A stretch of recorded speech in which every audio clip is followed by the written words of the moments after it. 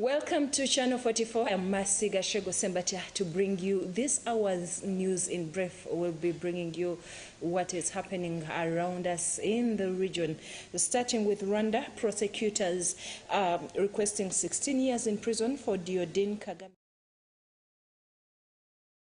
pageant organizer accused of sexual abuse, according to local media.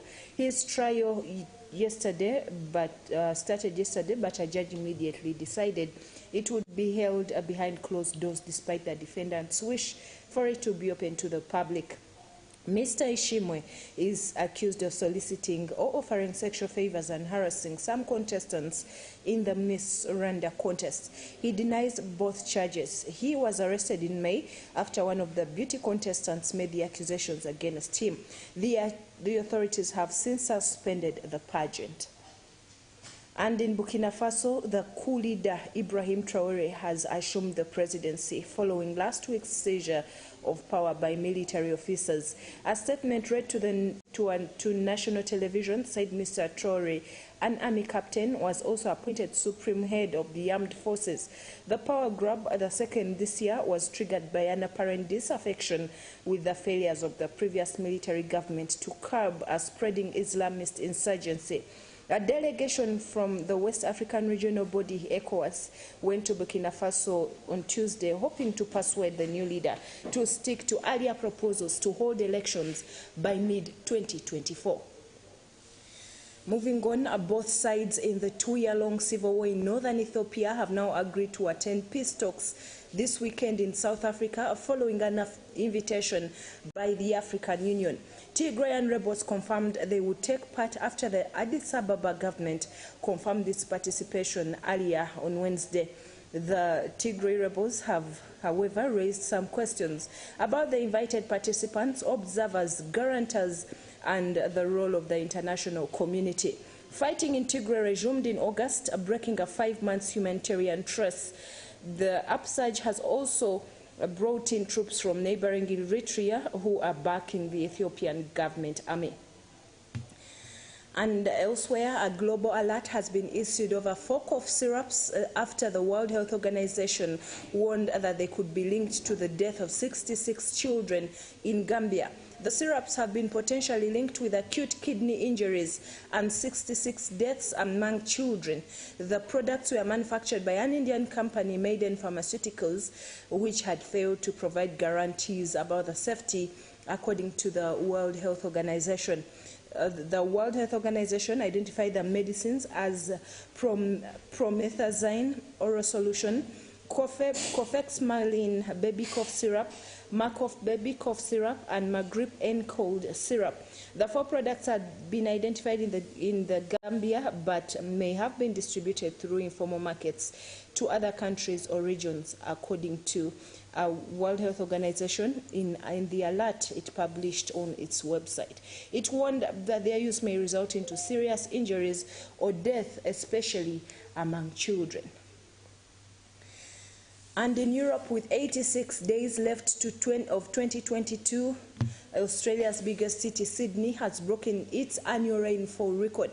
The city has received more than 2,200 millimeters of rainfall since January, according to Australia's weather agency. Widespread flooding across Australia, driven by a La Nina weather pattern, has already killed more than 20 people. People in Sydney and elsewhere have been warned of immediate flood risks and to brace for another wet summer. Sydney's previous rainfall record of 2,194 millimeters was set in 1950. More heavy rain and storms are forecast for the coming days, but catchments are saturated, dams are full, and rivers are already swollen, according to the Bureau of Meteorology. That means the areas are primed for rapid flooding. And in Asia, Hong Kong says it will give away 5,000 airline tickets worth $2 billion as it tries to boost its COVID-hit tourism industry. The city rolled back several of its coronavirus rules in recent weeks. However, major airlines are struggling to get their flights scheduled back due to pre-pandemic levels. Yesterday, British airline Virgin Atlantic said it will stop operating in Hong Kong because of issues linked to the Ukraine war. Mr. Cheng, who is the director of Hong Kong Tourism Board, said that free tickets which were bought to support Hong Kong Airlines during the pandemic will be distributed next year to inbound and outbound travelers by the city's airport authority.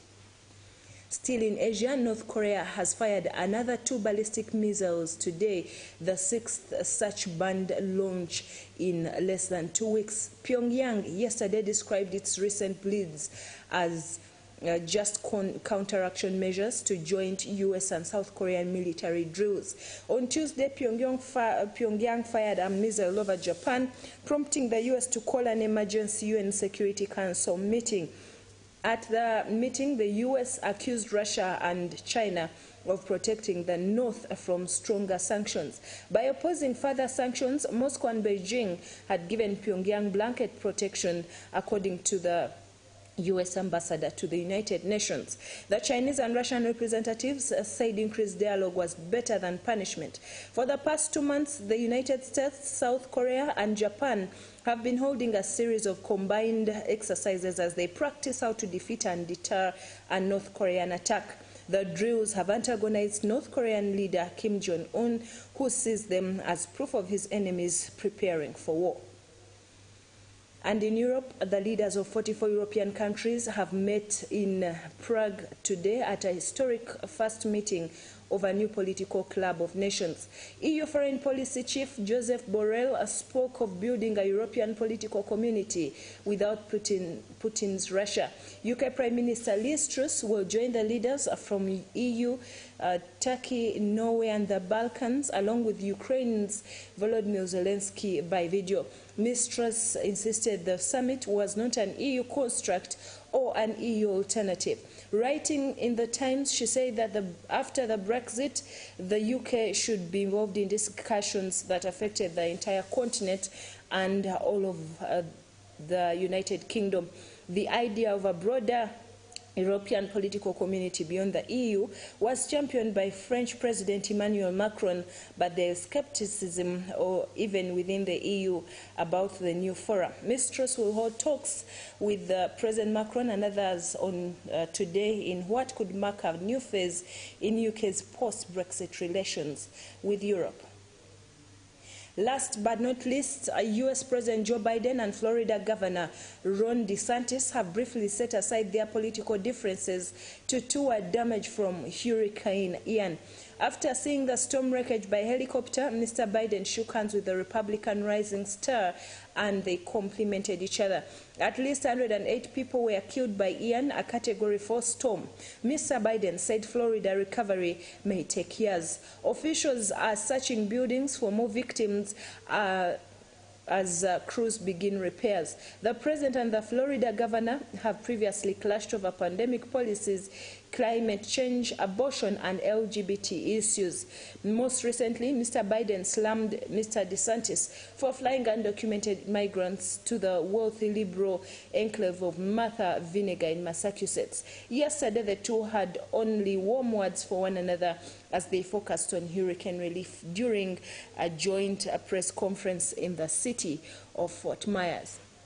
And on the Ukraine-Russian war, Russia's President Vladimir Putin has signed the final papers to annex 4 regions of Ukraine, even as his military suffered further setbacks. The Luhansk, Donetsk, Zaporizhia and Kherson regions are accepted into the Russian Federation, according to the documents that were signed by Putin.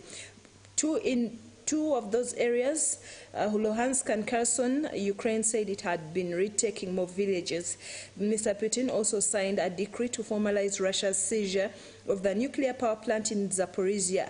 Last Friday, the Russian leader held a grand ceremony in the Kremlin where he signed agreements with the Moscow-installed leaders of the 4 regions.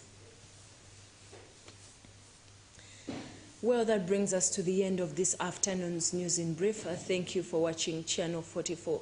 I remind you of the Makerere Crusade tomorrow, mark at 100. Please join us at Makerere University Sports Ground, just behind Mary Stewart the sick. He will be praying for all those that are troubled as a revival hits Makerere once again. Come and be part of this joyous celebration. I also remind you of the Karamoja cry. Please join us as we send relief to the people of Karamoja. God will tremendously bless you. Pastor Jessica Kayanja is coming on immediately at 1 p.m. With the Marriage Now program. Please come and join us as she shares more on the glory of God and why it is really important to help the needy. God bless you. I remain Masigashe Gusembatia. Enjoy your afternoon.